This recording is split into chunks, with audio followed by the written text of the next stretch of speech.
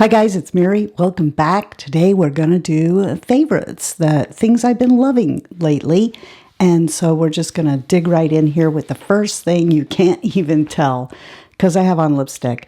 But pay attention in the next Get Ready With Me that I do and see if the brown spot on my mouth looks smaller. I bought this stuff. I bought it on Amazon. It's L-ascorbic acid. Looks like 0.8% lip brightening balm. And it's by a brand called Minimalist. As you guys know, because I tell you all the time that I get ready in a 10 magnification mirror, that I see things like magnified by 10. I can see that that isn't the only place. It looked like I was getting another one like up in here, and I thought, no. I mean, it was one thing when it was just one, but let's go ahead and get something and try it. And since I know that vitamin C has helped with my face, well, that's why I went looking for this. So I was looking for a vitamin C lip balm. I thought that I noticed a difference like within a week. It seemed like, hey, I think this stuff is working. And several of you have commented that the spot on my mouth in the last Get Ready With Me's that you've seen is smaller. And I'm going to give the credit all to this. If you also have that problem, I think this stuff here works. Volume 2, Nikki LaRose from BkBeauty. And I'm sorry, they're dirty because I use them daily. I can't help it. I love them. This one here, I especially love. It's supposed to put powder under your eyes, but as I've always told you guys, you can use a brush any way you choose. And as you can see, there's like foundation in this. I like putting on powder foundation with this brush so much. This is just the right denseness that I feel like it does a fantastic job of applying a powder foundation to my face. I told you before I love this one here because I love to put on bronzer. Now this one actually is clean because of another brush I'm going to tell you. But I love that brush so much. It does such a good job with putting on your contour, your blush. This one here I actually do like using with highlighter or blush. And then this one here I love for my crease these days. Actually there is more to this set because they are eye brushes. If you didn't get in on that set, these are really good. And then we have these two brushes from rephr. This one here is the Shodo 05. I love these because the bristles are all different lengths. It lets you just get a really light application of blush or whatever you're using it for. And this baby here, my goodness. This is the new holiday brush. I mean, look at this. It is the perfect size and weight and not overdone. In the bristle department, it is so soft. And guys, of all the brushes that I have from rephr, and I have them all, this is my favorite one of all. I love it. Now I want to talk about something not in here. Can you see that? I'll put a real picture in of this stuff. I told you about this in a Get Ready With Me. It's Damp Rid or Rid Damp. I think it's Damp Rid sounds better.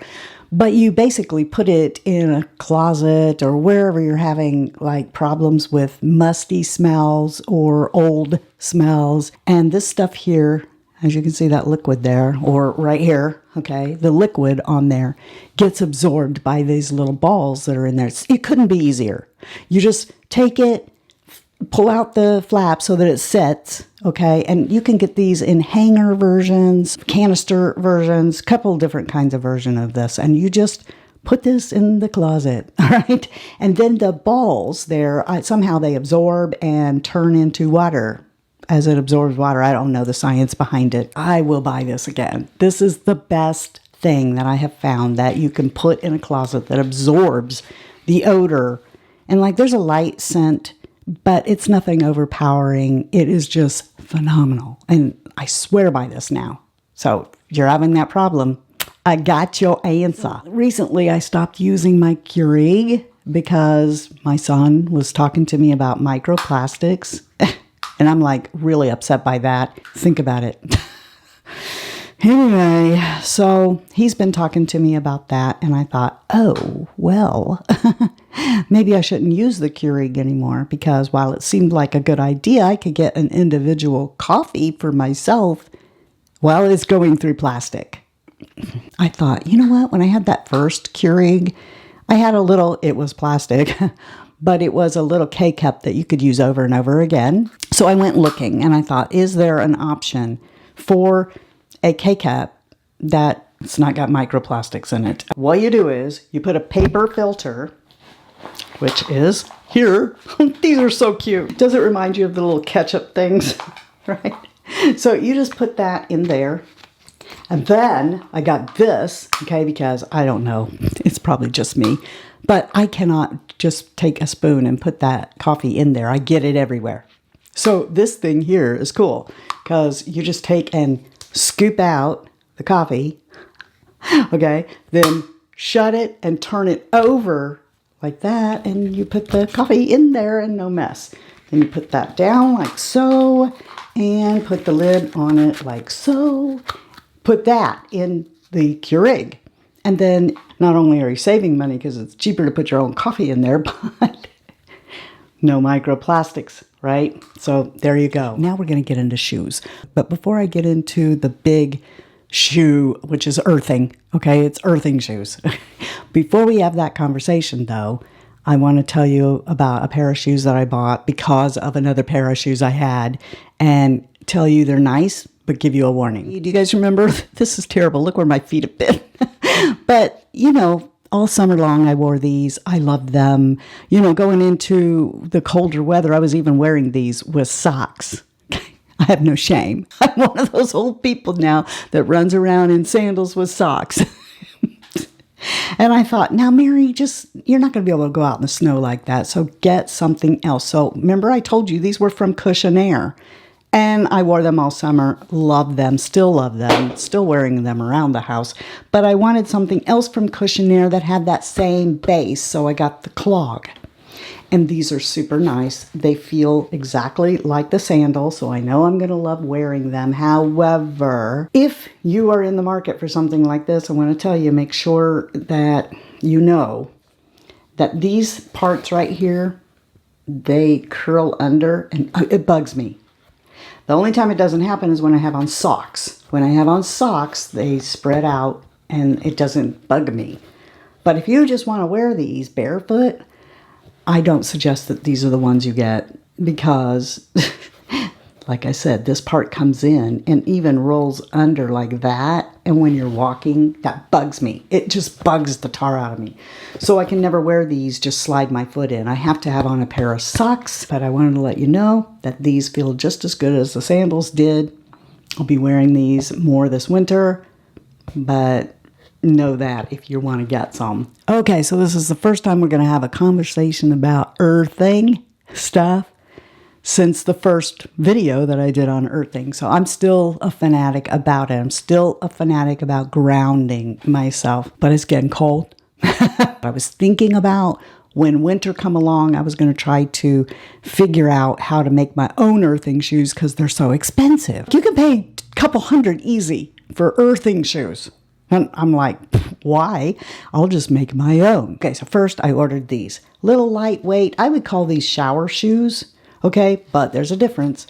We got copper rivets in the heels. I thought, okay, well, this is perfect for right now because I can put these on like when it's wet outside. Oh gosh, let me tell you, he would mow the grass. Then it would inevitably rain. And then I'd have grass stuck to my feet.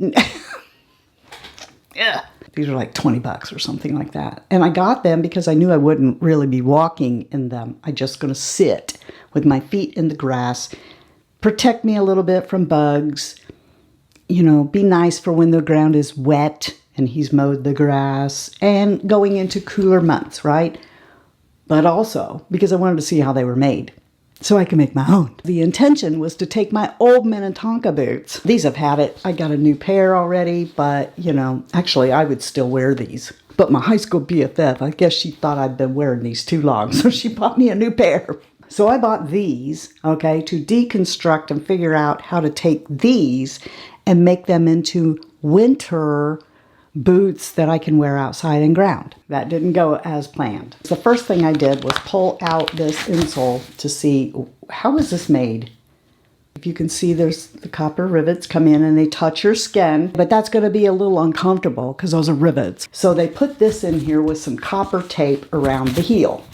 I'm like, okay, gotcha. I can do that. And I do still wear and like these shoes. However, I do want to be able to walk, go on walks, and be grounded the whole time. These will tear up within 2 weeks, I guarantee you. These will tear up. These are sitting grounding shoes. So then I go buy rivets, and I'm going to make my own boots. So I bought this rivet kit. The thickest rivet is not long enough to go through something this thick. One thing you might notice if you look at earthing shoes, especially if they have rivets, is they're all kind of thin. So I'm like, all right, well, I'll just save my pennies, I guess, and I'll research different kinds of earthing shoes. And the intent was to get earthing boots. But I thought, if you're going to pay a couple $100 for something, which, by the way, I don't think my husband has purchased shoes for me that were more expensive like that. But me, myself, and I don't think I've ever purchased shoes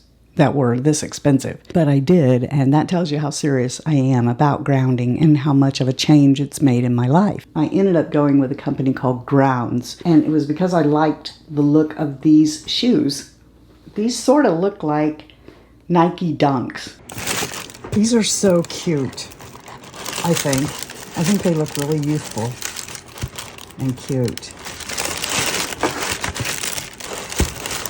Several of you have gotten grounding mats. You know that the carbon material that they use to make the carbon mats, okay, that's what's in the bottom of these shoes. This footbed, with the way that's constructed in there, comes into contact with these two places and gets you grounded. And of course, I took my meter, I went on the concrete, I went in the grass.